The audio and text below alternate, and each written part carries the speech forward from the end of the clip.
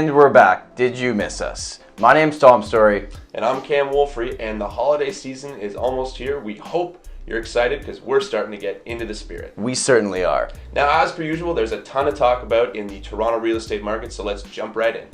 Average price point across the GTA is $761,000, but when we look at the 416 in the detached market, average price is $1.27 million. This is a 5% decrease year over year. Now looking at the semi-detached market, average price point is at $904,000, just a 0.7% decrease year over year.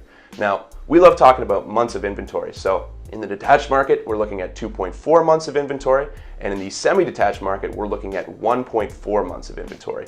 Both relatively strong sellers markets, but when we look at the semi-detached market, the reason that that number is so low and it's such a strong sellers market is A, there's a lot less semi-detached inventory, but B, the price point is a lot more accessible for people.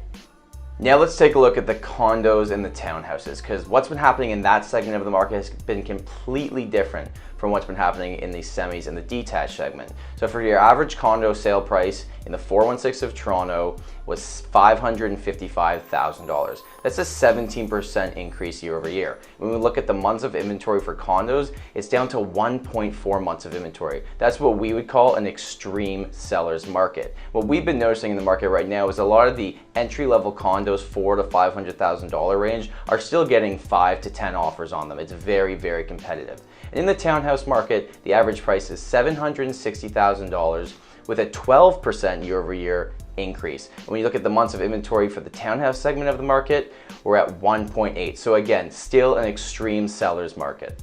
Number of sales last month was just around 7,300, and that's worth noting that it's way down from last year, but as we've been saying for the last couple months, we're comparing that to a time that was one of the most active in Toronto real estate history. What's worth noting is that month over month, sales activity is actually up, which is against seasonal norms.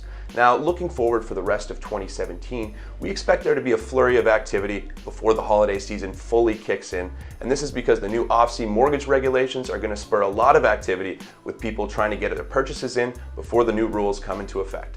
Supply and demand will always be the reason why our market will fluctuate either way in any given year. But there's three base fundamentals that we always watch that we think will give us the best indication of what's going to happen in 2018. Now, the first one is unemployment. In Toronto, we are at an all-time low with 5.9 unemployment rate, which is very healthy moving forward.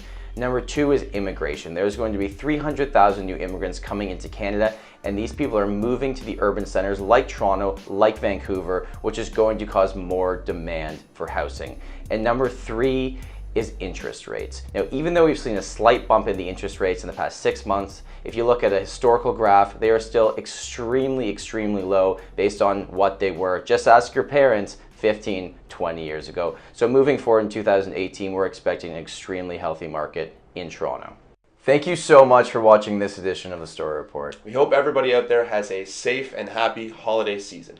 And hopefully a healthy start to 2018. Thanks for watching, and we'll see you in 2018.